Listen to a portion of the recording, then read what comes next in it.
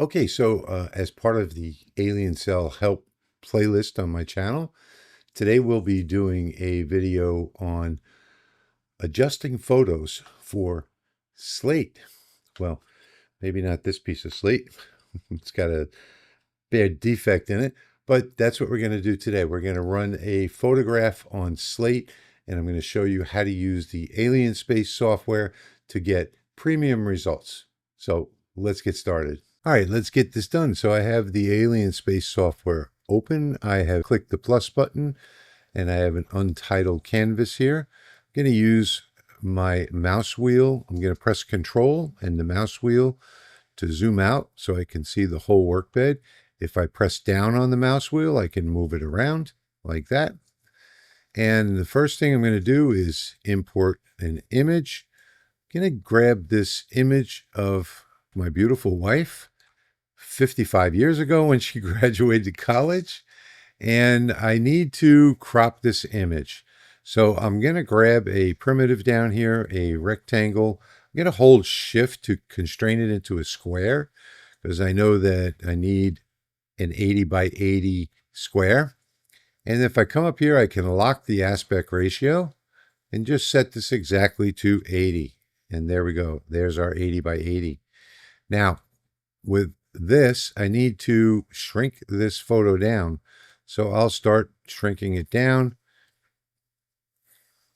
And let's just make the width 80 so that it fits on the photo like that. And we'll zoom in a little bit and try and get this in a spot where we're going to have to lose some of that hat. And I think that's a good spot right there. What we need to do is crop this out. In order to do that, we need to bring the photo up to the front.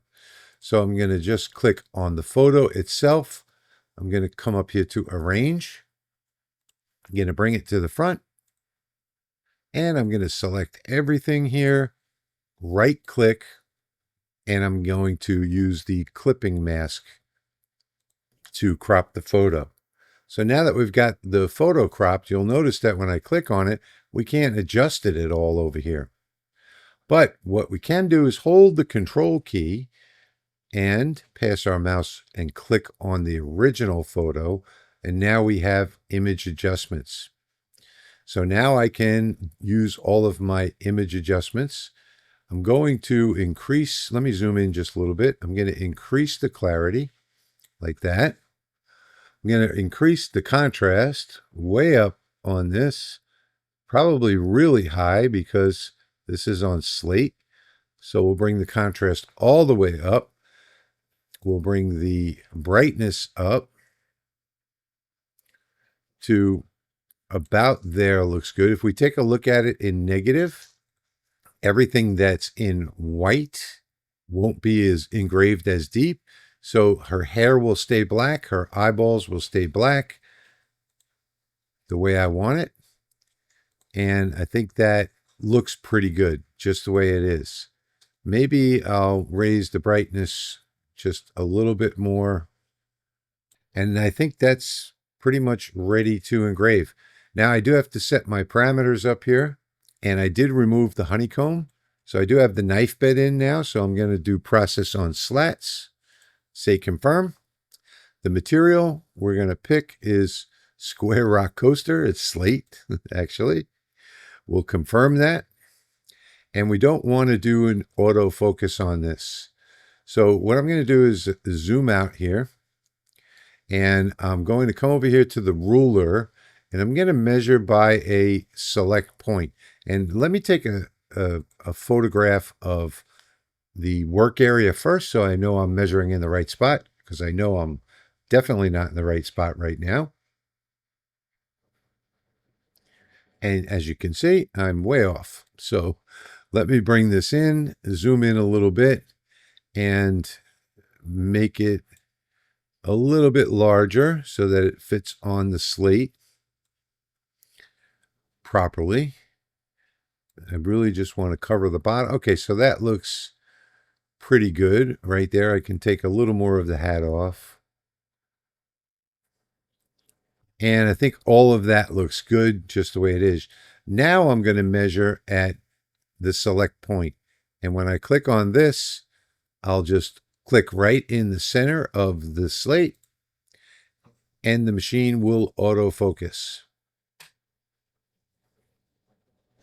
Now you'll see up at the top, it says focusing completed, and it shows us a distance. The thing that's nice about doing it this way is, let's say you weren't using slate, because slate is a different size for every piece. Well, if you had, like, for instance, a 6mm piece of wood that covered the whole bed, once you focus at a distance, it'll keep that focus and you won't have to autofocus every time. So you can run a dozen different projects on that wood one at a time, and this distance will always be the same. Another nice thing about this is that you can change this number. So if you wanted to defocus, raise or lower the focus, you can just change this number and get the exact focus that you're looking for.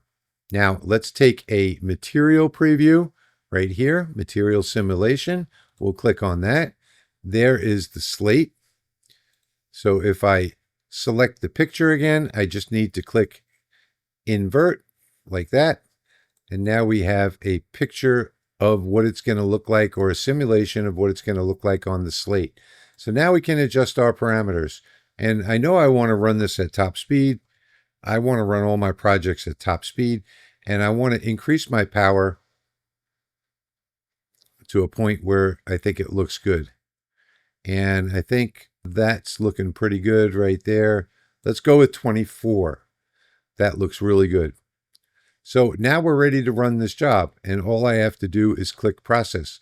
Let me bring up the onboard camera. I'll click on device manager here, and we'll get that camera in view. And let me lock that in place. There we go. So now this screen won't go away when I click process down here. So I'm going to click process now, and we'll get this job started.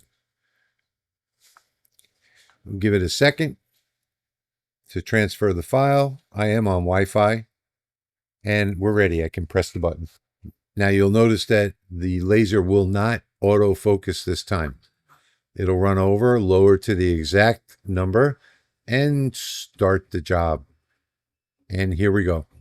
So in here, you'll get a time that it's been running, and over here on the right, an estimated time until job completion.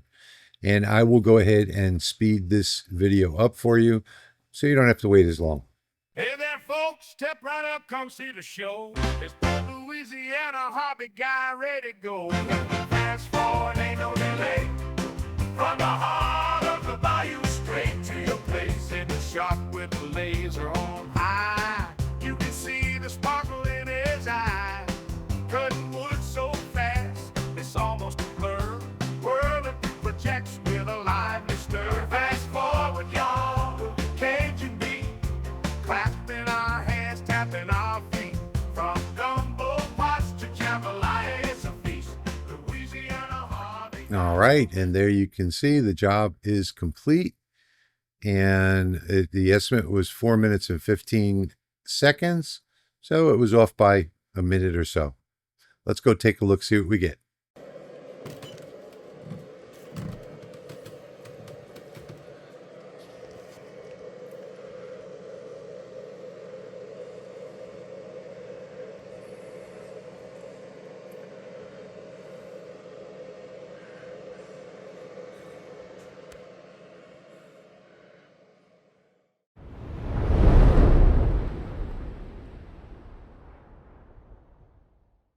Okay, so I am finished. I ran next door.